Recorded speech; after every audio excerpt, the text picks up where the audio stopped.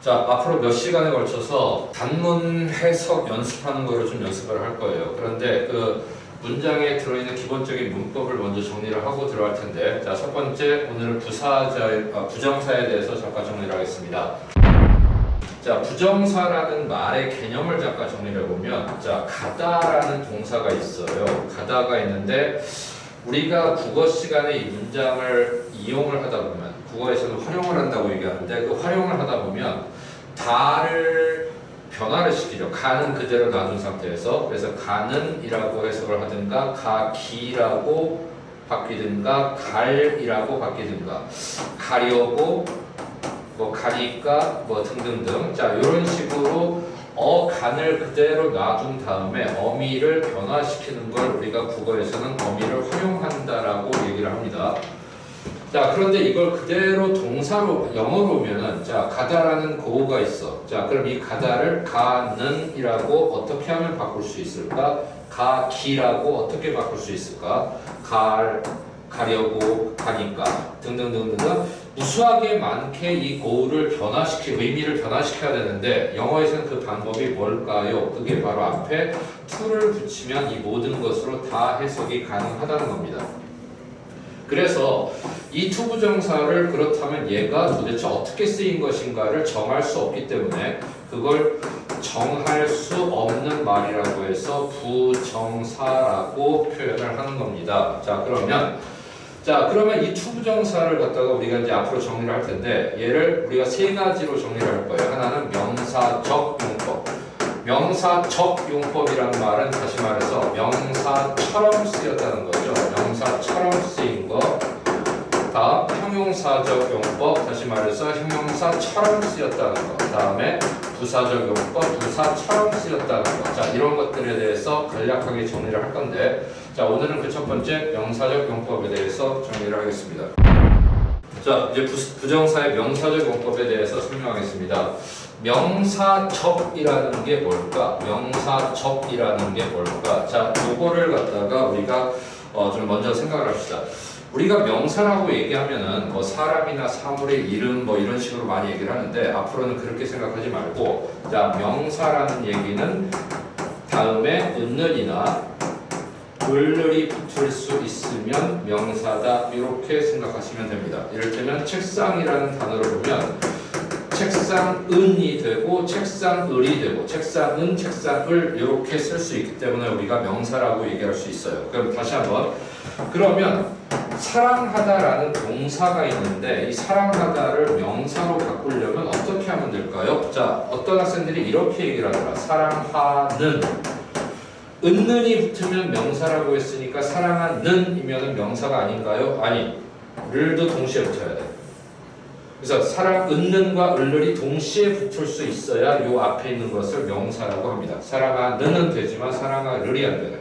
그래서 얘는 명사라고 얘기하지 않고 사랑하는 것까지 와야 사랑하는 것은 사랑하는 것을이 되면서 이 자체가 은는 을을이 붙기 때문에 명사다라고 얘기를 할 수 있는 겁니다. 자, 그러면 자, 앞으로는 명사라는 거는 뭐다? 은과 을이 동시에 붙는 것. 자, 명사는 은과 을이 동시에 붙는 것을 명사라고 한다. 이렇게 정리를 하겠습니다. 그러면 문장에서 이렇게 은과 을이 붙었을 때는 우리가 뭐라고 해석이 되지? 은이 붙었으니까 주어라고 얘기를 하고, 을이 붙었으니까 목적어라고 얘기를 하고, 그래서 은과 을을 붙일 수 있기 때문에 우리가 주어로 쓰인다, 목적어로 쓰인다 라고 얘기를 할 수 있는 겁니다. 자, 그러면 그 명사적 용법의 간단한 예를 몇 개 들어보겠습니다. 몇 가지 얘기를 좀 더 할 텐데, 지금 is라는 동사가 있고 그 앞에 to 부정사부터 여기까지, to 부정사 여기까지가 우리가 주어라고 보통 얘기를 하죠. 주어라고 얘기하고 해석을 은는을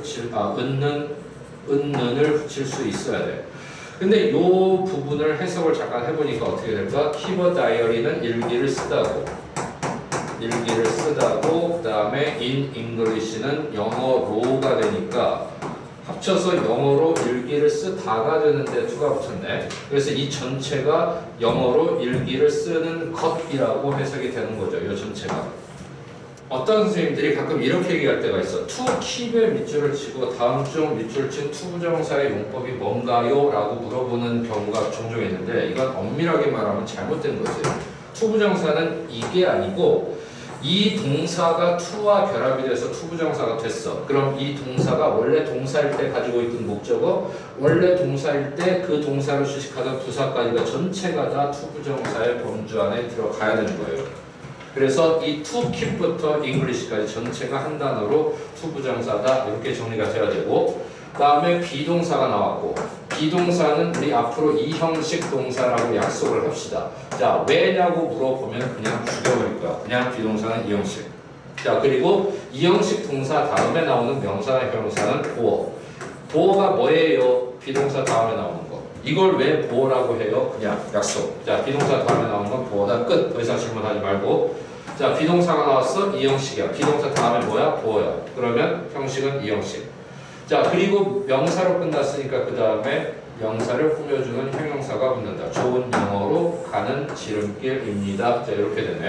to 부정사가 영어로 일기를 쓰는 것이라고 끝내면서 동사 앞에 붙었으니까 은을 붙였다. 그래서 얘는 주어로 쓰였다. 자, 이렇게 되는 겁니다. 주어로 쓰였기 때문에 명사다. 이 경우는 자, 그녀는 주어, 그 다음에 likes라는 동사, 그 다음에 to study만 투부정사인가? 공부하다, 동사일 때 뭘 공부하지? 역사를 공부하다. 그러면 얘가 동사일 때 따라다니던 목적어도 투부정사가 되면서 다 한 단어로 정리가 됩니다. 그래서 주어, 동사, 목적어의 삼형식 형태가 되고, 자, 얘는 목적어, 역사를 공부하는 것이라는 말 다음에 을을 붙이는 명사로 쓰인 겁니다. 자, 여기는 한번 잘 보세요. 자, is라는 단어가 비동사인데 비동사는 이 형식이라고 얘기했어. 그러면 이 형식 다음에 나온 명사나 형용사를 뭐라고 한다고? 보어라고 한다고. 자, 이건 보어로 쓰였어. 근데 보어로 쓰인 투부정사가 명사적 용법일 때는 뭐뭐 하는 것이라고 해석이 됩니다. 그래서 뭐뭐 하는 것이다라는 구조가 형성이 돼요. 자, 우리의 분단된 나라를 통일하는 것입니다. 그래서 비동사 다음에 나온 보어다 이렇게 정리해서 투부정사가 주어로 쓰였다, 투부정사가 목적어로 쓰였다. 그 다음에 비동사 다음에 보어로 쓰였다. 자, 이렇게 주어, 목적어, 보어로 쓰인 것을 우리가 명사적 용법이라고 합니다. 자, 투부정사의 명사적 용법의 범주에 또 어떤 것이 들어가냐면, 자, 이렇게. 자, it라는 주어가 들어가고 is가 비동사네. 비동사면 이 형식 동사니까 다음에 보어가 나오네요. 보어가 나와서 주어, 동사, 보어로 이 형식이고, 자, 이 명사를 꾸며주는 형용사가 뒤로 붙고, 자, 여기까지 문장이 다 끝났는데 저 it가 가짜고 그 다음에 진짜 주어가 이렇게 뒤로 나올 수 있어. 자, 요걸 해석하지 않고 요걸 해석하는 거지.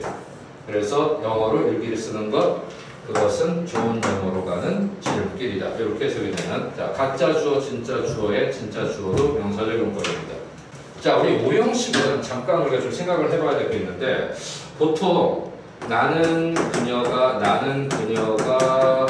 예쁘다고 생각해. 예쁘다고 생각해. 자, 만약에 이렇게 문장을 영어로 얘기를 하면 거의 대부분의 학생들이 이렇게 써. I think, 그 다음에 she is pretty, 이렇게 생각을 한단 말이야. 근데 이게 우리나라 사람들이 자연스럽게 생각하는 이 삼형식 구조지. 삼형식 구조. 나는 생각해 뭐를, 이런 구조가 우리나라 사람들한테 되게 자연스러운데, 자, 그런데 I think 다음에 her pretty.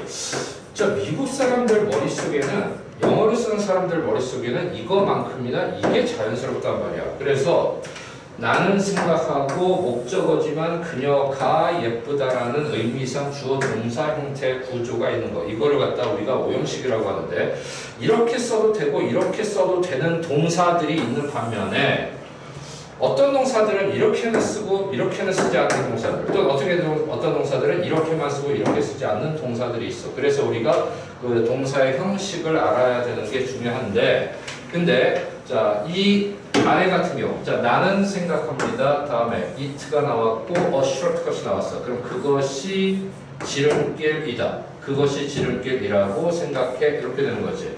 만약에 it 다음에 is가 있다면 얘는 사명식이야 라는 생각한다. 그것이 지름길이다. 근데 is가 없기 때문에 얘는 주격이 아니고 목적격이고 그 다음에 얘는 명사로 보호가 되는 거고 그래서 나는 그것이 지름길이라고 생각해 라고 해석이 되죠. 그래서 그리고 이 it가 가짜고 그 다음에 이 뒤에 나오는 투부정사가 진짜인 구조입니다. 그래서 나는 영어로 일기를 쓰는 것 그것을 좋은 영어로 가는 지름길이라고 생각해 이렇게 해석이 되는 거지. 그러니까 가짜 목적어 진짜 목적어에서 진짜 목적어고 진짜 목적어도 역시 명사적 용법이다.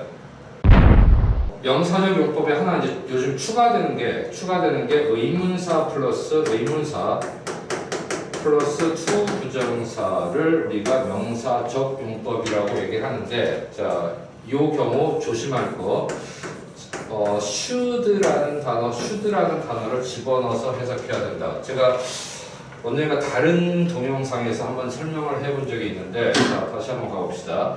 자, 그가 asked 물어봤어.